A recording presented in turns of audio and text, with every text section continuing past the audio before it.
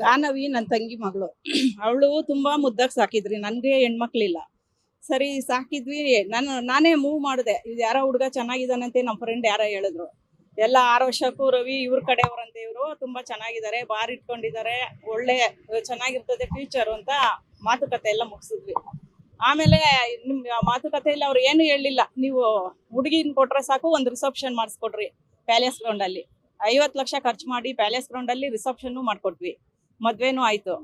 ಆಮೇಲೆ ಕಾರ್ಡ್ ಓಡ್ಸಕ್ ಮುಂಚೆನೆ ನಾವು ಕೇಳಿದ್ರೆ ಆ ಹುಡುಗ ಅದಕ್ಕೆ ಮುಂಚೆನೆ ಹೇಳ್ತಾ ಇದ್ದ, ಒಡವೆಗಳು ಎಷ್ಟು ಮಾಡಿಸಿದ್ದಾರೆ ನಿನ್ಗೆ, ಏನೇನು ಒಡವೆ ಕೊಡ್ತಾರೆ, ಏನೇನು ಕೊಡ್ತಾವ್ರೆ, ಸೈಟ್ ಕೊಡ್ತಾರ, ಕಾರ್ ಕೊಡ್ತಾರ ಅಂತ. ಅದೆಲ್ಲ ನಾನು ಕೇಳ್ಬಿಟ್ಟು ಅವ್ರ ಅಮ್ಮಗೆ ಫೋನ್ ಮಾಡಿದೆ, ಹುಡುಗ ಅವ್ರ ಅಮ್ಮಗೆ. ಏನಾದ್ರೂ ನಿಮ್ದು ಎಕ್ಸ್ಪೆಕ್ಟೇಷನ್ ಇತ್ತು ಅಂತ ಹೇಳ್ಬಿಡ್ರಿ, ನಾವು ಕಾರ್ಡ್ ಕೊಟ್ಟಿಲ್ಲ, ಇವಾಗ್ಲೂ ನಾವು ಮದ್ವೆಗೆ ಮುಂದುವರಿಯಲ್ಲ ಅಂತ. ಅಯ್ಯೋ ಏನು ಇಲ್ಲಮ್ಮ, ಆ ಥರ ಬರೀ ಹುಡುಗಿನ ಕೊಟ್ರೆ ಸಾಕು ನಮಗೆ, ಹುಡುಗಿ ಮದುವೆ ರಿಸೆಪ್ಷನ್ ಮಾಡಿಕೊಟ್ರೆ ಸಾಕು ಅಂತ ಆಯಮ್ಮ ಹೇಳಿದ್ಲು. ಸರಿ ಆಯ್ತು, ಎಲ್ಲ ಖುಷಿಯಾಗಿ ಮಾಡಿಕೊಟ್ರಿ.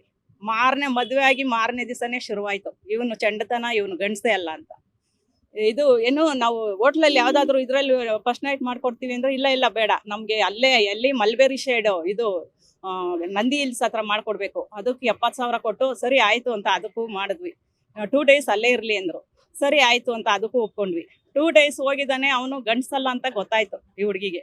ಅವನೇನೋ ಅದೆಲ್ಲ ಮುಚ್ಚಿಡ್ಬೇಕು, ನಾನು ಗಂಡಸನ ತೋರಿಸ್ಬೇಕು, ನನಗೆ ಈಗ ರೀಸೆಂಟಾಗಿ ಆಪ್ರೇಷನ್ ಆಗೈತೆ, ಟೈಮ್ ಬೇಕು ನನಗೆ, ಹಂಗೂ ಮಗು ಆಗಿಲ್ಲ ಅಂದ್ರೆ ಒಂದು IVF ಮಗು ಮಾಡ್ಕೊಳ್ಳೋಣ ಜನಗಳಿಗೆ ತೋರ್ಸಕ್ಕೆ.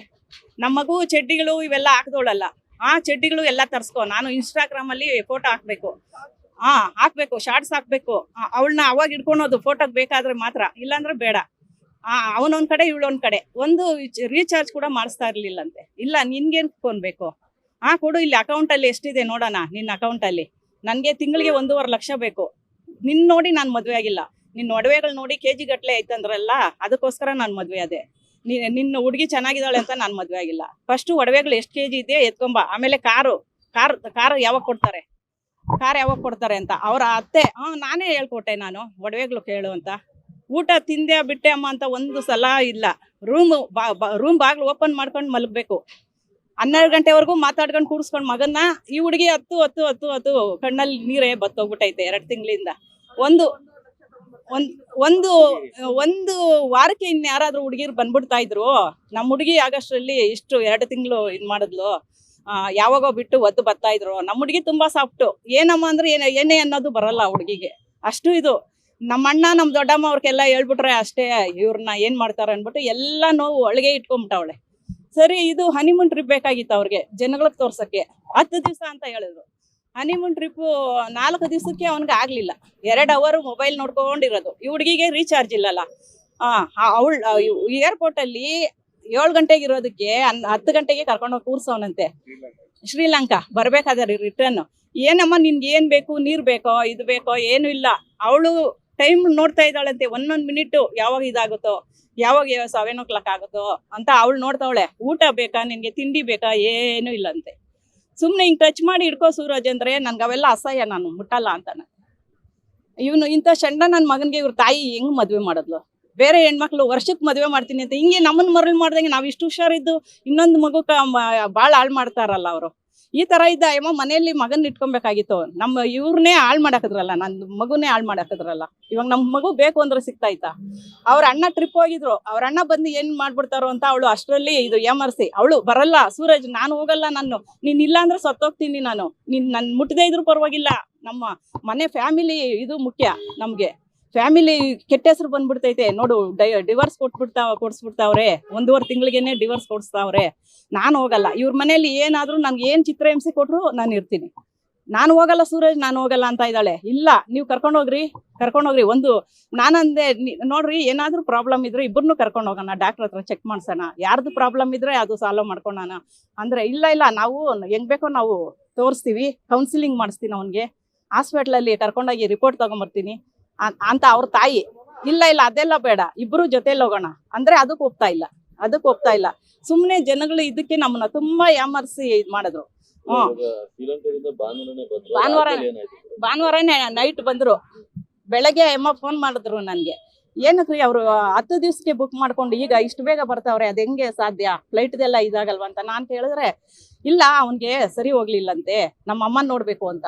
ಅಮ್ಮನ್ ನೋಡ್ಕೊಂಡು ಅಮ್ಮನ್ ಇರೋದಾದ್ರೆ ಯಾರಾದ್ರೂ ಹೊಸ ಮದ್ವೆ ಹೆಣ್ಣು ಗಂಡು ಇನ್ನೂ ಟೈಮ್ ಸ್ಪೇ ಮಾಡ್ಬೇಕು ಅಂತಾರೆ. ಈ ತರ ಯಾರ್ರೀ ಮಾಡ್ತಾರೆ? ಏನಕ್ಕೆ ಬಂದ್ರು ಅವ್ರು? ಕಾರಣ ಬೇಕು ನನ್ಗೆ. ನಿಮ್ ಮಗ ಇನ್ನೂ ಇದು ಅವಳನ್ನ ಟಚ್ ಕೂಡ ಮಾಡಿಲ್ಲ ಅಂತಲ್ಲ, ಏನಕ್ಕೆ ಮಾಡಿದ್ರಿ ನೀವು? ಹಾಸ್ಪಿಟ್ಲ್ ಕರ್ಕೊಂಡು ಹೋಗ್ರಿ, ಅದೆಲ್ಲ ಚೆಕ್ ಮಾಡಿಸ್ರಿ ಅಂದಿದ್ದಕ್ಕೆ ಕೋಪ ಬಂದ್ಬಿಡ್ತಾ ಇಮ್ಮನ್ಗೆ. ಆಮೇಲೆ ಸೂರಜ್ ನೀನ್ ಗಂಡ್ಸೆ ಅಲ್ವಂತೆ, ಅವ್ನ್ ಗಂಡ್ಸಲ್ಲ, ಇರೋದ್ರಲ್ಲಿ ಇದ್ದಿದ್ದಂಗೆ ಹೇಳಿದ್ರಿ ಏನು. ಆಮೇಲೆ ಸರಿ ಅಂತ ಆಯ್ತು, ನೈಟ್ ಬರ್ತಾರೆ, ನೀವು ನಾಳೆ ಬನ್ನಿ ಅಂದ್ರು. ಮಾರನೇ ದಿವಸ ಸೋಮವಾರ ನಾವೆಲ್ಲ ಹೋದ್ರಿ, ನಾನು ನಮ್ಮ ಯಜಮಾನ್ರು, ನನ್ನ ತಂಗಿ ಗಂಡ, ನನ್ನ ಮಗ. ಅಯ್ಯೋ ಎಷ್ಟು ಮಾತಾಡಿದ್ದಾರೆ ಅಂದ್ರೆ ಅವರು, ನಾವು ರೆಕಾರ್ಡು ಎಲ್ಲ ಮಾಡ್ಕೊಂಡಿದ್ದೀವಿ, ನಾನೇನು ಬಿಟ್ಟಿಲ್ಲ ಅವ್ರನ್ನ. ಆಮೇಲೆ ಆ ಹುಡುಗಿ ಇಲ್ಲ ಏನಾದ್ರೂ ಆಗ್ಲಿ, ಅವ್ರ ಅಮ್ಮನ್ ಬೈತಾವಳೆ, ಯಾಕಮ್ಮ ನೀವಿಬ್ರು ಬರ್ದಿರಾ, ದೊಡ್ಡಮ್ಮನ ಎಲ್ಲ ಕರ್ಕೊಂಬಂದಿದ್ದೀರಾ? ನಾನು ಇದೆಲ್ಲ ಪಬ್ಲಿಕ್ ಆಗುತ್ತೆ. ಆಮೇಲೆ ಕರ್ಕೊಂಡೋಗ್ರಿ ಅಂತ ಅವಳು ಕಾಲ್ ಹಿಡ್ಕೊಂತೀನಿ, ಸೂರಜ್ ನಿನ್ನ ನಾನು ಕಳಿಸ್ಬೇಡ, ನಾನು ಇಲ್ಲೇ ಇರ್ತೀನಿ, ಕಾಲ್ ಹಿಡ್ಕೊಂತೀನಿ, ನಿನ್ನ ಕಳಿಸ್ಬೇಡ, ನೀನಿಲ್ಲ ಅಂದ್ರೆ ನಾನು ಸತ್ತೋಗ್ತೀನಿ. ಆ ಹುಡುಗಿ ಅಷ್ಟು ಇಟ್ಕೊಂಡಿದ್ಲು. ಇಲ್ಲ ಬೇಕಾಗೇ ಇಲ್ಲ, ನೀನ್ ಏನ್ ಕೇಳ್ದೆ? ನಾನು ಹೇಳ್ದೆ ತಾನೆ, ಮನೆಯವ್ರ ಹತ್ರ ಎಲ್ಲ ಹೇಳ್ಬೇಡ ಅಂತ ಹೇಳ್ದೆ ತಾನೆ. ಇಲ್ಲ ನೀನ್ ಬೇಕಾಗಿಲ್ಲ, ಹೋಗು, ಓದ್ತಾ ಇರೋ ಅಂತ. ಅವಳು ಮನ್ಸೇ ಇಲ್ಲ, ಒಡವೆಗಳೆಲ್ಲ ಒಂದ್ ಬಾಕ್ಸು ಕೊಟ್ಬಿಟ್ಟವಳೆ, ಅವ್ರ ಅತ್ತೆ ಕೈಲಿ ಇಟ್ಕೊಂಡವಳೆ ಬಾಕ್ಸು ಫುಲ್ಲು. ಇನ್ನೂ ಏನಿದೆ ನಿಂದು? ನಾವ್ ಇನ್ನೂ ಕೊಡ್ತಾ ಇದ್ವಿ, ಯಾವಾಗ ಸೊಸೆ ತನಕಂತ ಕಳಿಸ್ತಾರಲ್ಲ ಅವಾಗ ಇನ್ನೂ ಕೊಡ್ತಾ ಇದ್ವಿ. ಇಲ್ಲ ಈಗ್ಲೇ ಎತ್ಕೊಂಡ್ಬರ್ಬೇಕು, ತಿಂಗಳಿಗೆ 1.5 ಲಕ್ಷ ಹಾಕ್ಸ್ಕೊಂಡೇ ಬೇಕು ನಿನ್ನ ನೋಡಿ ನಾನು ಮದ್ವೆ ಆಗಿಲ್ಲ. ಒಡವೆ ದುಡ್ಡು ಯಾರೋ ಅವರು ದೊಡ್ಡವ್ರು ಇದಾರಂತೆ, ಅವ್ರ ತರನೇ ಇರ್ಬೇಕು ನಾವು. ಸೈಟ್ ಬೇಕು. ಈ ತರ ಚಿತ್ರಹಿಂಸೆ ಕೊಟ್ರು. ಅವಳು ಅವಾಗೆ ಮೂಡ್ ಔಟ್. ಅವಳಿಗೆ ನಮ್ಮ ದಾಸರಳ್ಳಿಗೆ ಕರ್ಕೊಂಡು ಹೋದ್ರಿ, ನಮ್ಮ ಮನೆಗೆ ಅವಾಗ ಕರ್ಕೊಂಡೋದ್ವಿ.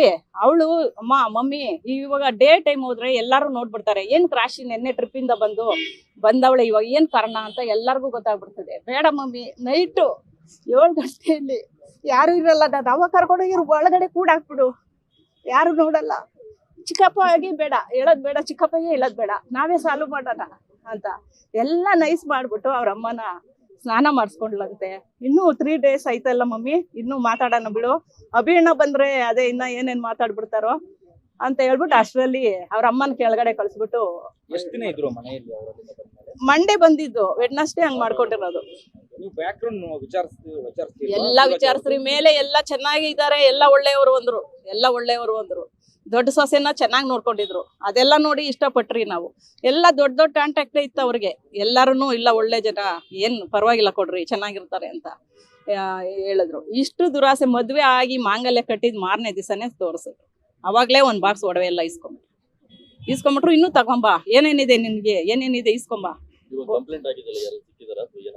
ಇಲ್ಲ ಯಾರು ಸಿಗ್ಲಿಲ್ಲ. ಇವಾಗ ನಾವು ಬಾಡಿ ಕೂಡ ಎತ್ತಲ್ಲ, ಅವ್ರು ಬರ್ಬೇಕು, ಇಲ್ಲ ಶರಣ್ ಇದೆ ಡೌರಿ ಕೇಸು. ಬಂದಿಲ್ಲ ಅವರು, ಆ ಮಗುನ್ ಕೂಡ ನೋಡಕ್ ಬರ್ಲಿಲ್ಲ. ರಾಧಾ ಅಂತ ಅವ್ರ ದೊಡ್ಡಮ್ಮ.